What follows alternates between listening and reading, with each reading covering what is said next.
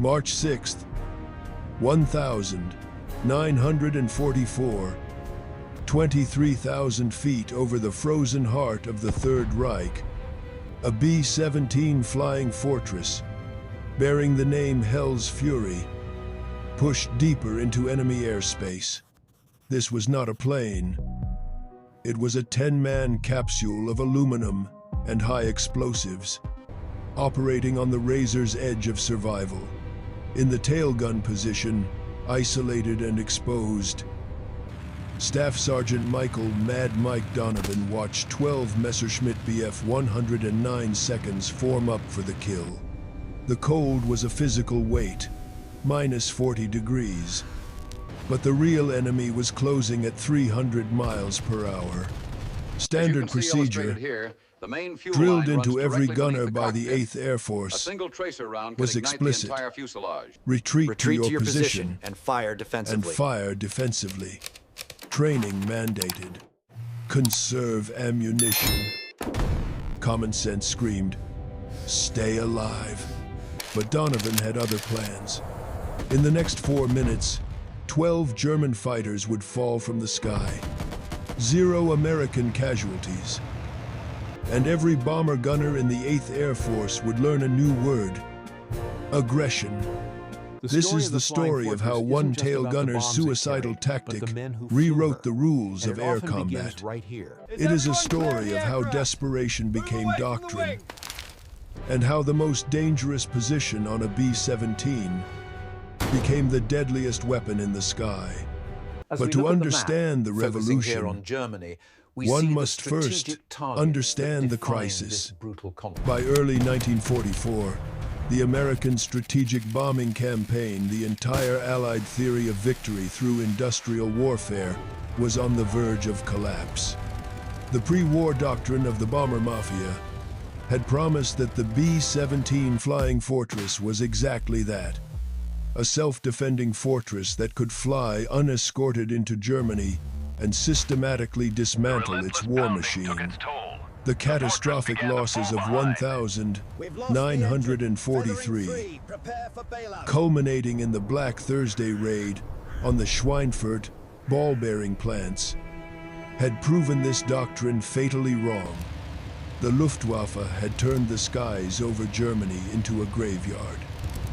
The 8th Air Force was facing an unsustainable attrition rate.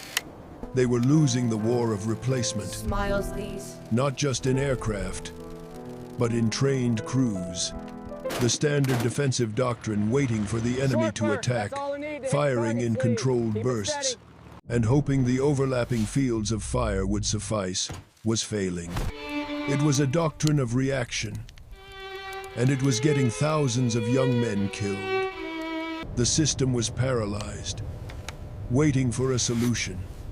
That solution would not come from a general with a map, but from an enlisted man in South Boston. Michael Donovan grew up where survival meant hitting first and hitting hard. His father worked the docks. His older brother boxed Golden Gloves. Mike learned early that waiting gets you hurt. Action keeps you breathing. By 17, he'd been in 32 street fights. He'd won 28 and lost 4. The losses, he'd later say, were because he started too late. When Pearl Harbor happened, Donovan enlisted in the Army Air Forces. They saw his brawlers build and wanted him for ground crew. He insisted on gunnery school. The instructors immediately flagged him. He was too aggressive, too reckless, too willing to expose himself to return fire. Donovan's response became legend at the training facility. Dead gunners don't shoot back. Live ones do. He graduated 3rd in his class, not because of his accuracy, but because of his speed. Donovan could acquire targets faster than anyone they had ever trained. His secret was simple. He didn't wait for fighters to enter his firing zone. He hunted them before they got there. In March 1944, Donovan was transferred to the 390th Bombardment Group, stationed at Framlingham, England. His B-17, Hell's Fury, already had a reputation. 3 missions, 2 near-catastrophic encounters with German fighters. The previous tail gunner, Sergeant Eddie Morrison, had survived, but requested an immediate transfer to a ground position. He told the crew chief, "That position's cursed. The next man who sits there dies there." Donovan volunteered immediately. The pilot, Captain James Whitmore, interviewed him personally, a rare step for an enlisted gunner. "You know the statistics, Sergeant?" Whitmore asked. "The tail gunner position has the highest casualty rate in the entire Air Force. 38% don't finish their tour. This number was the metric of the 8th Air Force's failing strategy. It was a mathematical certainty of death." "Then I've got 62% odds, sir," Donovan replied. "I'll take them." Whitmore was taken aback. "Why?" "Because I don't wait for them to shoot me. I shoot first." Whitmore studied the young sergeant, seeing something beyond recklessness. He saw certainty. "You're insane," the pilot said, then nodded. "You'll fit right in." Donovan's first mission was on March 2nd, 1944. The target, the infamous ball-bearing factories at Schweinfurt. A target so heavily defended it was known simply as Argue Town by the crews. He shot down 1 Bf-109 and damaged 2 more. But what caught the attention of his crew, and specifically his pilot, wasn't his kills. It was his method. Standard tail gunner tactics, as dictated by 8th Air Force Doctrine, involved defensive fire. You waited for the German fighters to commit to their attack runs, which usually began from 1,000 yards out. You opened fire only when they entered the effective range of 600 yards or less. You conserved ammunition as if it were gold, because on an 8-hour mission over the Reich, it was. Trouble on the wing, Whitmore. Donovan did the opposite. As a staffel of German fighters was still forming up at 800 yards, still organizing their coordinated pass, Donovan opened fire. He fired long, seemingly wasteful bursts at targets at extreme range. His logic, which he later explained to a bewildered Captain Whitmore, was simple. 1 burst at 800 yards costs 20 rounds of ammunition. 1 German fighter breaking off its attack pattern saves a 10,000-pound aircraft and the 9 lives inside it. The math, he argued, worked. His second mission, on March 4th, was another factory target. This time, Donovan experimented. When a pair of Bf-109 seconds began their attack run from 6 o'clock high, the classic, deadly stern approach, he didn't track the lead fighter. Every gunner was trained to target the leader, the primary threat. Here, Donovan ignored him. He targeted the second It's one, reckless, but it's the only the way, wingman. Whitmore. The wingman's job is not to attack, but to protect his leader's tail and maintain formation. He is psychologically focused on his leader, not on the bomber's guns. He is flying a predictable, stable pattern. The wingman, completely unprepared for an attack on him, exploded. The lead fighter, suddenly and violently alone, his wingman gone, broke off the attack immediately. The entire 2-plane element disintegrated. Donovan had attacked the structure of the German formation, not just the lead aircraft. He had used psychology as a weapon. After landing, Hell's Fury's crew chief, Sergeant Frank Murphy, counted the ammunition expenditure. Murphy was a man who lived by logistics. And to him, Donovan was a liability. You fired 1,600 rounds. Procedure. Donovan, Focus strictly on the leader, Murphy said, maintaining his formation voice tight integrity. with disbelief. The standard load was 2,000 rounds for the tail. You used 80% of your ammo on one mission. Murphy's anger was justified. An entire crew could be slaughtered if their gunner ran dry over the target. And we didn't get hit, Donovan replied. Not defensively, but as a statement of fact. I'll take that trade every day. But Donovan wasn't satisfied. As He demonstrated prevented in this attacks. schematic, the enemy He fighters disrupted were repelled, formations. leaving the bomber formation But he hadn't unscathed. maximized his effectiveness. Yes, quite He ingenious hadn't when you broken consider them. the implications. That night in the barracks, A master while other men stroke tried to of drink deception. or gamble away the terror of the day, Donovan studied. He acquired and studied German fighter tactics manuals, diagrams of how they approached, where they positioned, what they expected. He saw the cold geometry of their lethality. German fighters attack bombers in coordinated waves, known as the Staffel. The standard pattern was 4 to 6 fighters in an echelon formation, approaching from the stern quarter high. The lead fighter, the Schwarmführer, would draw the defensive fire. The wingmen would then exploit the gunner's tunnel vision on that primary threat.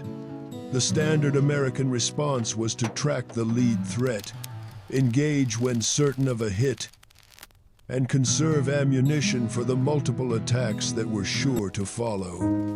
Donovan saw the flaw. It was a fatal one. American gunners reacted.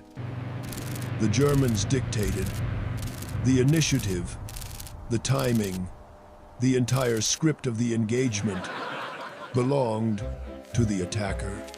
Every defensive doctrine in the 8th Air Force assumed the enemy controlled the battle.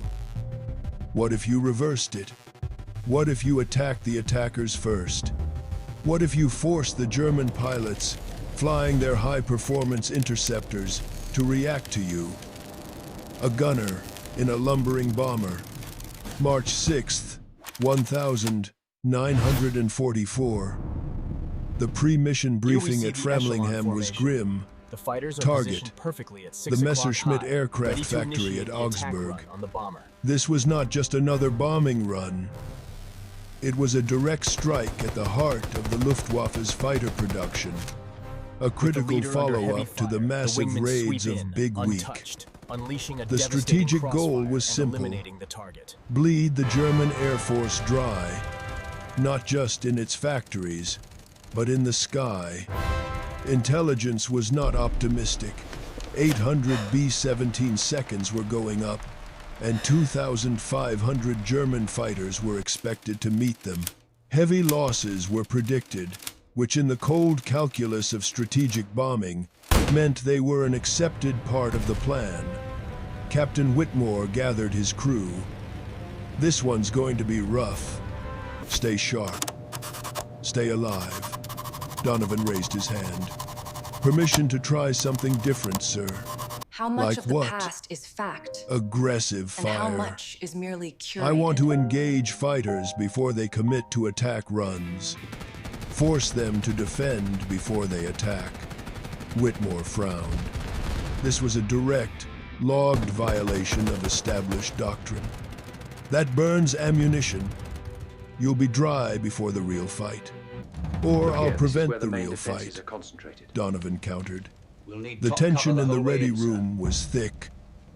Sir, Our primary objective we've here, been gentlemen, playing is defense for Augsburg. 2 years. We hit them hard How's that right working? Here and here. 38% tail The gunner legendary casualty BF rate. 109, Maybe seen it's here time in we final stopped assembly, waiting to a get testament shot. to German engineering The and pilot precision. considered the faces of his 9-man crew. Their lives balanced on this one sergeant's unproven, reckless Listen up. theory. We're hitting the Then he primary nodded. target today. Keep your You've eyes got open and one watch in mission to sectors. prove it. We fly as one If unit. we get shredded, Good luck, gentlemen. you're off the gun. Deal. They took off at Excuse me, 0647 Colonel, but hours. has anyone considered the flak The formation trajectory at assembled that over East altitude? Anglia, a vast, airborne armada climbing to altitude. They crossed the channel and entered German airspace at 0824. The routine felt almost mechanical. A cold commute to a lethal workplace. The drone of the engines. A hypnotic thrum. Then, at 0919, the call came that every crewman dreaded. Fighters, 6 o'clock high. 12 bandits. Donovan swiveled his twin. 50 caliber machine guns. 12 BF 109 seconds. 2,000 yards out. They were forming up for a coordinated, by-the-book Staffel attack. Standard response: wait until they commit, then engage the lead fighter. Donovan did neither. He opened fire immediately. At 2,000 yards, this was maximum range, a distance where hitting anything was pure. Dumb luck. The tracers arced through the empty sky, missing by hundreds of feet. It was a gesture of pure, wasteful defiance. But the psychological effect was immediate. The German formation, a precision instrument of 12 aircraft, scattered. The lead pilot, expecting a passive defensive target, was suddenly being shot at while he was still organizing. His wingmen hesitated. The attack pattern, the script they had practiced 100 times, disintegrated before it even started. "Donovan, cease fire!" Whitmore's voice crackled over the intercom, furious. "You're wasting ammunition." "Negative, sir," Donovan replied, his voice preternaturally calm, his eyes scanning. "Watch what happens next." The German fighters, piloted by veterans, regrouped. But now, they approached with caution. This was not the aggressive, confident diving attack they had planned. It was hesitant, probing. The initiative, in that single 2,000-yard burst, had shifted from the 12 interceptors to the single tail gunner. Donovan tracked the new lead fighter, letting him close to 1,500 yards, then opened fire again. Short, controlled bursts. He wasn't aiming to hit, he was aiming to intimidate. It worked. The formation broke again. But one BF 109, the wingman on the left, maintained his course. He was aggressive, experienced. Donovan recognized the type, a veteran pilot who wouldn't be intimidated, a pilot who had to be killed. This was now a duel. He let the fighter close. 1,400 yards. 1,300. 1,200. The range where most gunners would be firing wildly. Donovan held. The German closed further. 1,100 yards. Now we come to the interesting 1,000. part. Now This the fighter is filled the his good sights. part. The black cross on its fuselage, a clear target. Donovan fired. Not a burst. A sustained, uninterrupted barrage. The enemy 200 fighters approached rounds the in 3 fortress, seconds. but their attack The lines are concentration hesitant, of fire lacking was the conviction of overwhelming. earlier engagements. The BF 109 pilot tried to brake but flew directly into the solid stream of 50 caliber tracers. The engine exploded. The aircraft disintegrated. "Good kill," the radio operator's voice shouted. "Donovan just splashed one." But Donovan wasn't celebrating. He was already tracking the next concentrated target. bursts ahead of The fighter remaining icon 11 fighters had necessitate regrouped. immediate evasive maneuvers, Now forcing they the knew. pilot to abandon the direct The tail approach. position on Hell's Fury was not a victim. It was a predator. They would adjust their tactics. They would come from different angles. They would split his attention. This was the standard counter to an aggressive, hot gun position. Donovan expected this. He had planned for it. When the fighters split into two groups, 6 attacking from 6 o'clock, 5 from 7 o'clock, he didn't try to engage both. That was the sucker's play, dividing his fire, making him ineffective against everyone. He focused everything on the 6 o'clock group. He ignored the 7 o'clock threat completely. "Waist gunner, you've got 7 o'clock," Donovan called. "I'm holding 6. The waist gunners, Sergeants Tommy Price and Carl Johnson, opened fire on the 7 o'clock group. Donovan concentrated on his sector.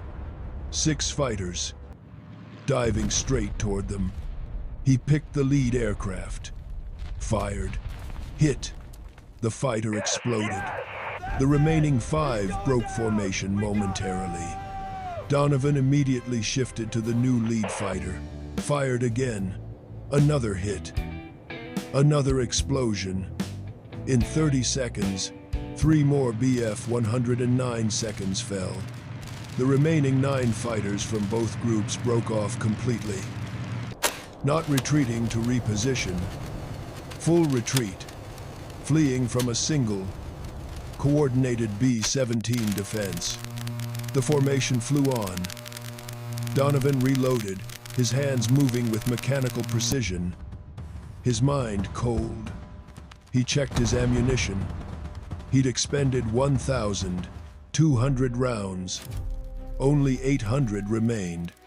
Enough for one more sustained engagement, or perhaps 2 Here we brief see the ones. suckers play. By The splitting his strategic fire, the pilot bombers were achieves still nothing but a miles divided, from the weak target, defense, and enemy the sky closes in was for the still kill. full of enemies. The question was not if the Germans would return, but how. They did. 15 minutes later. This was not another probe. This was a Gefechtsverband. A full-strength, coordinated battle group. This was an execution. 18 fighters, a full staffel, appeared at their 6 o'clock. They had seen what happened to the first group. They had processed the loss. They were prepared.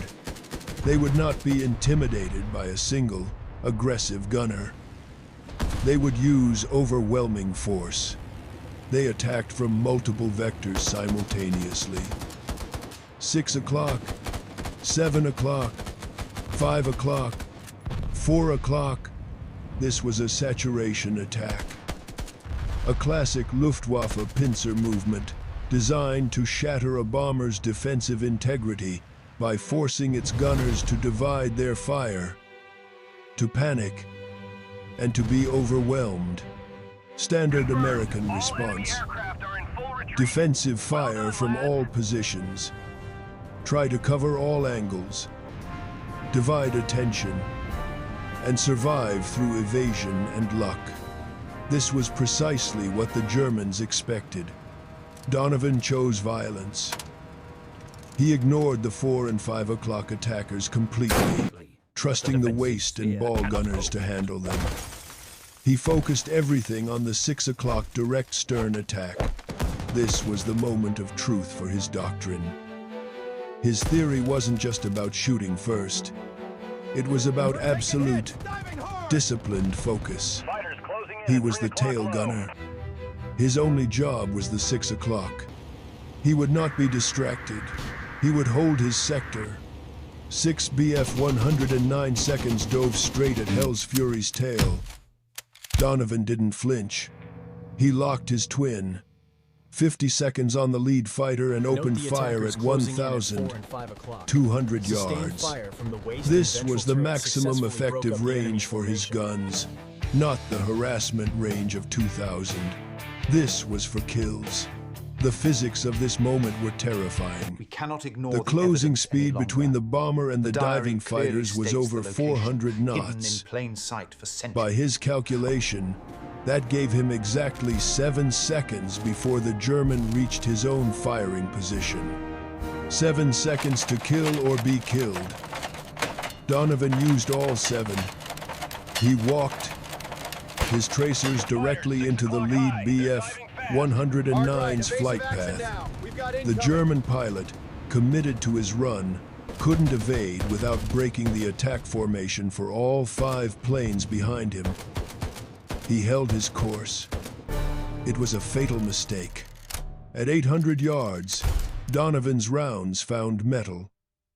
The fighter's canopy shattered. The aircraft rolled, inverted, and fell. 5 remaining. Now they were at 400 yards. 3 seconds to impact. 3 seconds before their 20mm cannons could open up weapons that could saw a B-17's wing off. Donovan shifted to the next fighter. There was no time to track properly. No time for textbook deflection shooting. This was pure instinct. He fired where the target would be in 2 seconds. Not where it was. Where physics said it had to go. The second BF, 109, its pilot reacting to the death of his leader, flew directly into the stream of bullets. Catastrophic damage to the engine cowling. The fighter exploded in a ball of orange flame. Debris and hot shrapnel peppered Hell's Fury's fuselage. The 3 remaining fighters broke formation immediately. Not repositioning. Full defensive maneuvers, fleeing from a single gun position. Jesus Christ. Whitmore's voice crackled over the intercom. Donovan just splashed To 2 ensure a more hit, in 3 the pilot must seconds. lead the target. But The Donovan wasn't crosshairs move to the celebrating. projected point of He was impact reloading. and unleash a burst. His last As ammunition the target belt. crosses the firing 400 stream, rounds a remaining. successful impact is He had registered. just defeated 18 fighters, destroying 3 in seconds, but his mind was already on the next problem. 400 rounds. The mission was only half over. They still had to reach Augsburg, drop their bombs, and fly all the way home. The formation continued. The German fighters regrouped at a distance. 12 aircraft remaining. From the original 18, they had learned their lesson. Direct stern attacks cost too much. What came next surprised everyone. The German fighters didn't attack.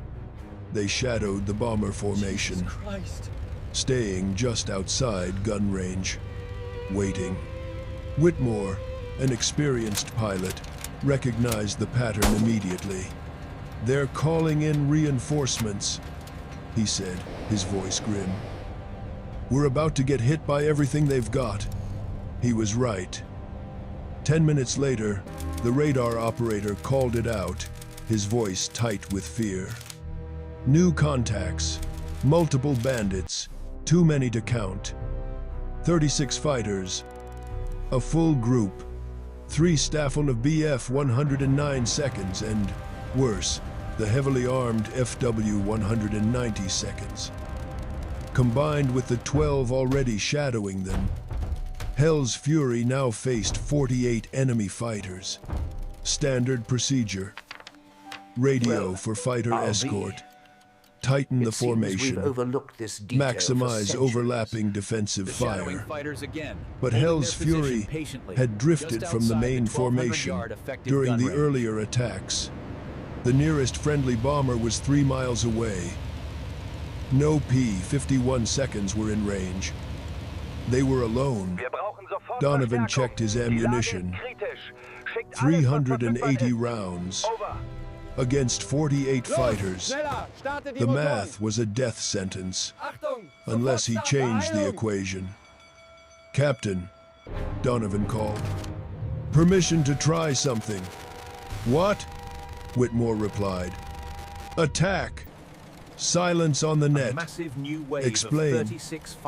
"Those fighters are forming up for a coordinated assault.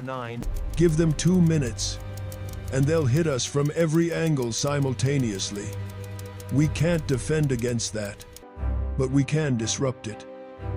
If I engage while they're still organizing, I can force them to scatter before they're ready.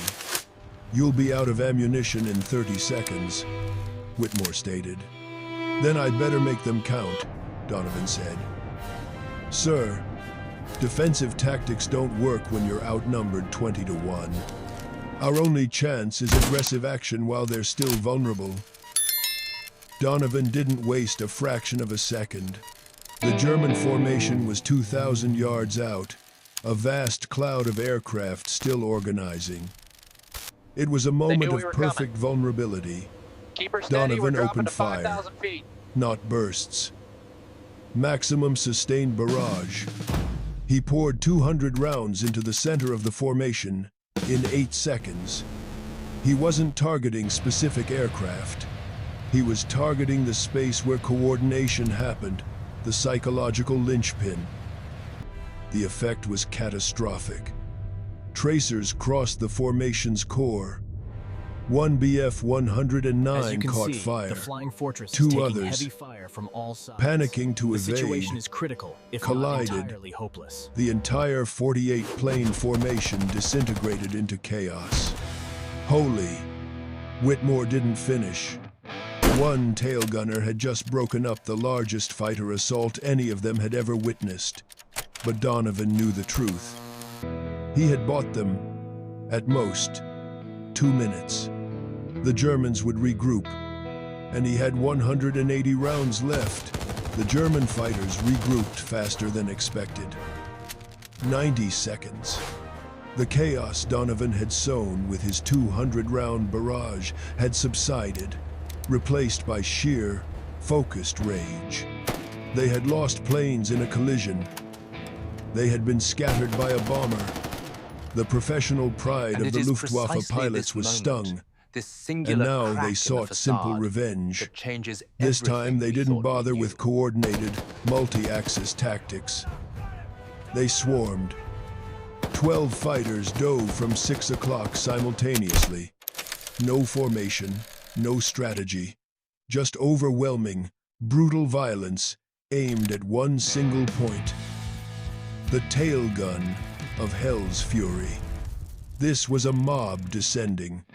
Donovan, with 180 rounds left, knew he couldn't kill them all.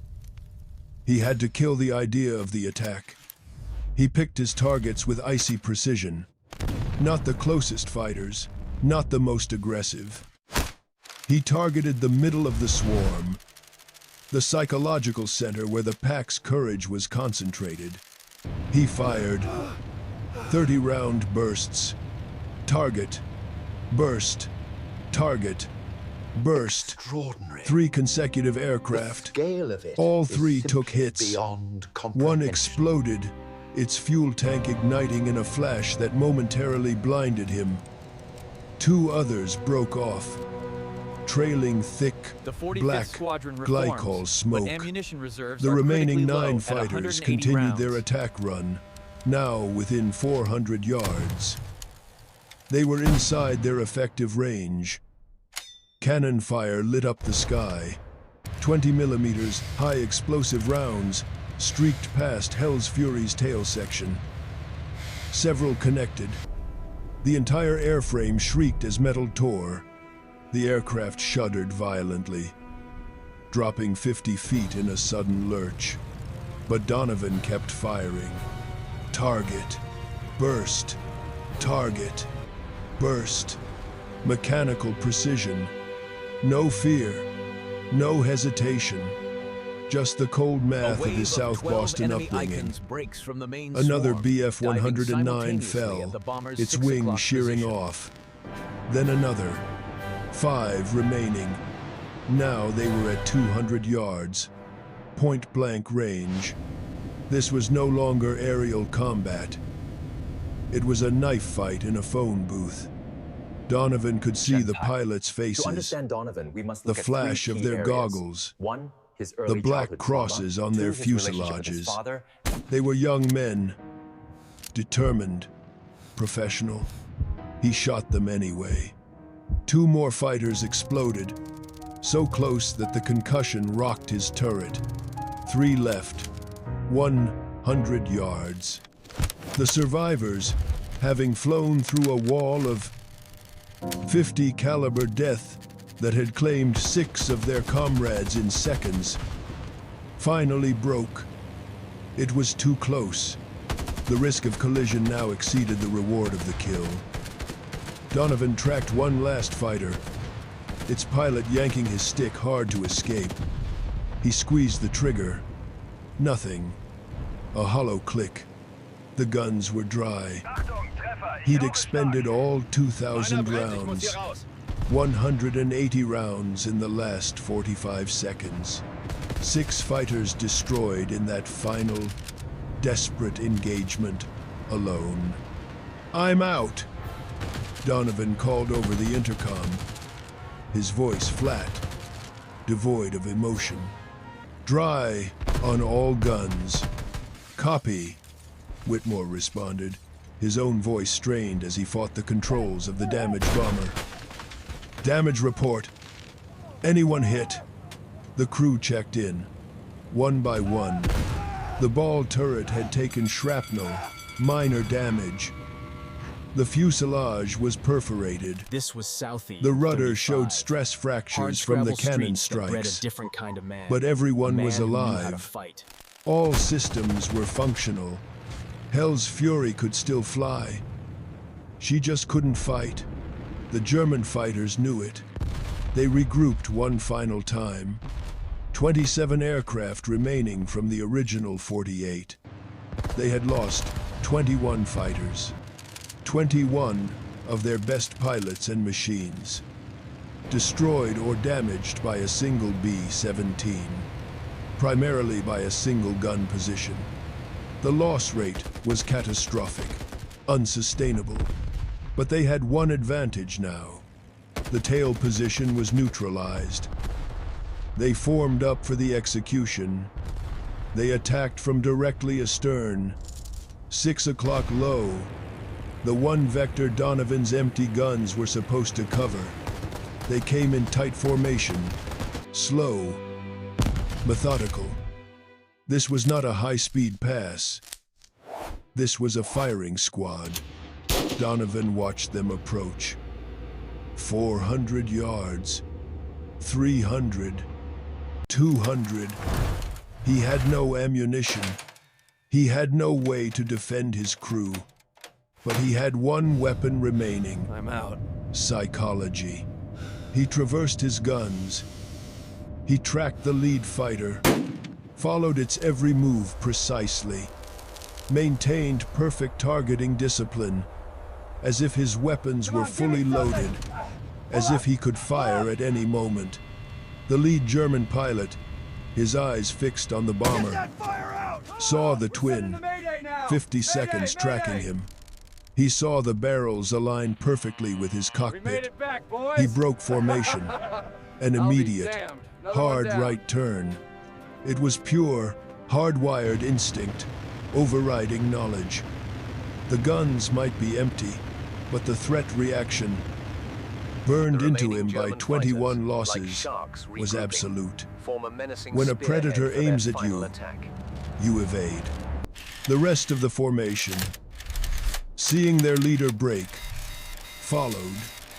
They broke their attack pattern, not because Donovan could shoot them, but because they believed he could. The psychological impact of his previous kills created a phantom threat. Empty guns became as effective as loaded ones, through reputation alone. They're breaking off. The ball turret gunner's voice cracked with disbelief. They're actually breaking off. And they were. The German formation scattered, and this time, they did not regroup. They had lost 21 aircraft to this one bomber. The cost was too high. They disengaged completely, flying back toward their bases, leaving Hell's Fury alone in hostile airspace. The bomber formation continued to Augsburg, dropped its bombs, and destroyed the Messerschmitt factory. They flew home through 3 more fighter contacts, but none engaged Hell's Fury. The word had spread through German radio communications. A single B-17, with an insane, suicidal tail gunner, had single-handedly destroyed a group of fighters. The warning was clear. Avoid that aircraft. Too dangerous. Too costly. Hell's Fury landed at Framlingham at 1,647 hours. 9 Here we long see the hours after execution wedge. takeoff. When the lead Donovan icon climbed breaks out off, of his tail others position. hesitate, then scatter His hands were chaotically. steady. No shakes. No visible stress. The ground crew swarmed the aircraft, their faces pale as they counted the damage. 47 bullet holes, 13 cannon strikes, a destroyed hydraulic line, a cracked rudder. But it flew. It survived. Sergeant Murphy, the crew chief, went straight to the tail gun position. He checked the ammunition boxes. All empty. Every single round expended. He found Donovan sitting on the tarmac, smoking a cigarette. "You used everything," Murphy said, his voice no longer angry, but filled with awe. 2,000 rounds. "You fired every bullet we loaded." "Had to," Donovan replied, exhaling smoke. "Didn't have enough to waste any." Captain Whitmore walked over, his own flight gear still on. "How many did he get?" he asked Murphy. The crew chief consulted his notes, counts from other crew members, radio intercepts from German communications, and visual confirmations from the P-51 escorts, who had finally caught up near the target. 12 confirmed kills, sir," Murphy said, reading the tally. 4 probables, and 3 damaged. Whitmore looked at Donovan, who was still sitting on the tarmac. "You destroyed 12 fighters." "In one mission," Murphy added. 19, if you count the probables, and damaged, sir. In about 4 minutes of sustained combat, the news spread through the bomber group before sunset. By morning, every tail gunner at Framlingham wanted to know what Donovan did. By evening, 8th Air Force Headquarters had sent representatives to interview him. The events of March 6th, 1944, sent an operational shockwave through the 8th Air Force. The debrief of Hell's Fury's crew was not a standard report. 3 confirmed, sir. It 2 was still treated as unaccounted for. battlefield intelligence. By evening, Major General Frederick Anderson, the commanding officer of the entire 8th Bomber Command, arrived at Framlingham personally. He found Donovan not in the officers' club being feted, but in the enlisted men's barracks, cleaning his .50 caliber machine guns. "At ease, Sergeant," Did you hear about the squadron? Anderson They said, got 'em all. cutting through the formality. This calls for "I'm a here drink. to understand what you did yesterday." Right here. See that fracture Donovan, line? uncomfortable That'll with the compromise attention, the whole section at altitude. We explained need his to report this philosophy. immediately. Aggressive fire, psychological intimidation, attacking the formation phase, exploiting the enemy's moment of vulnerability before their coordination solidified. Anderson, a man responsible for the lives of tens of thousands of airmen, listened without interruption. When Donovan finished, the general asked one question: "Can you teach this to the right men?" Donovan hesitated. "Not everyone's got the temperament, It's the sir. extractor, General. You need gunners who See how think it's like worn down? fighters, It who won't see cycle properly opportunity until this is instead of swapped out. threat, who'd rather attack than defend." "Find them," Anderson ordered. "I'm authorizing a special training program. You'll develop the curriculum. Effective immediately, you're reassigned." Donovan balked. "Sir, I prefer to stay with my crew." Anderson's response was blunt, the cold calculus of high command. "Your crew doesn't I'm not need sure, you General. anymore. They're Seems alive damaged. because of what you did. Other crews are dying right now because their gunners don't know what you know. Which is more important, 9 men or 9,000? The answer was obvious. Donovan accepted. He spent the next month developing what became known as the Donovan Doctrine. It was simple, revolutionary, and utterly heretical to existing training. First, seize the initiative. Engage during the enemy's formation phase. Force them to respond to you. Second, psychological warfare. Your first burst doesn't need to destroy. It needs to intimidate. Make them hesitant. Third, focus fire. When outnumbered, do not divide attention. Concentrate all firepower on the most dangerous sector. Trust your crew to cover the As the rest. schematic illustrates, Fourth, bursts placed ahead of the ammunition fighter economy compel the through enemy aggression. pilot to hesitate and 30 alter course. rounds forcing 12 fighters to scatter is more efficient than 300 rounds engaging scattered targets. And fifth, accept risk.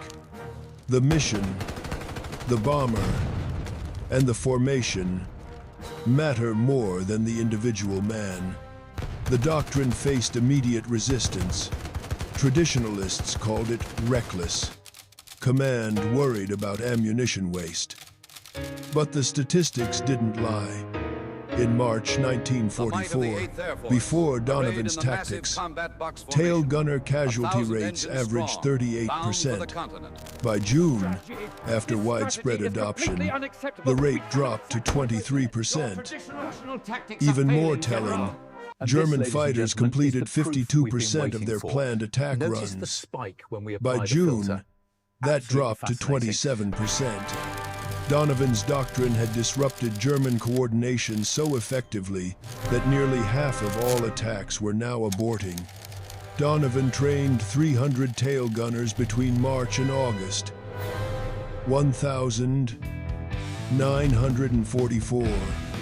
It was a psychological forge. 30% of candidates washed out, unable to overcome their defensive instincts. Those who succeeded became legends. One graduate, Sergeant Thomas Bailey, destroyed 16 fighters in his first 4 missions.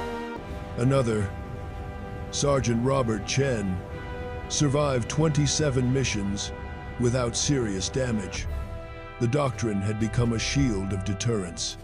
German pilots, hearing the chatter over their radios and seeing the premature, aggressive tracers, learned to recognize Donovan's graduates. By summer 1944, captured Luftwaffe training manuals included sections on American aggressive gunner tactics. The She recommended was counter? christened Hell's Avoid. Fury by the men who flew Find her. easier targets. And though she The returned psychological battered, battle she had was whole. reversed. As Donovan's you can see on the personal sector combat map, career ended primary with that objective March is 6th securing the mission. bridge by 0600 He never hours. flew another sortie, but his influence saved an estimated 300 American bombers and 3,000 aircrew. Post-war analysis by the 8th Air Force was even more stark. From March to May, 1,944. Losses averaged 14 bombers per 1,000 sorties. From June to August, with the doctrine in place, that fell to 8, a 43% reduction. Captured German records the attributed sweat and 28% muscle of of the their working entire man that decline in forged a effectiveness, new era of specifically to prosperity. these new American gunnery tactics. And the man responsible? Donovan returned to Boston. He worked construction for Pay 16 close years. attention to this schematic. He never The talked structural about the integrity war. relies entirely When on this journalists central tracked him support down beam. in the 1,960 seconds, he declined. I did what needed doing, he said. So did 300 other gunners. They're the real story. But they knew who taught them. Donovan died in 1998 at age 76. His obituary was one paragraph. His funeral drew 17 people. There was no military honor guard, no 21-gun salute. The priest didn't know he was burying a man who had altered the course of aerial warfare. But the other tail gunners knew. They Segment gathered the night 372 before footage at a shows the bar in BF-109 South Boston. reacting violently to Thomas what pilots Bailey, described as then a phantom menace 74, in the skies gave over the channel. toast. Mike taught us survival means making the enemy scared to attack you. Every bomber that made it home because German fighters broke off. Every gunner who survived his tour. That's Mike's legacy. Not 12 kills, 12,000 lives. The Donovan Doctrine remains standard in modern aerial combat. The principle of aggressive defense, of seizing the initiative from a defensive position, is now fundamental. March 6th, 1944, lasted 4 minutes. It was the moment when one man, a South Boston street fighter, refused to wait for death to come find him.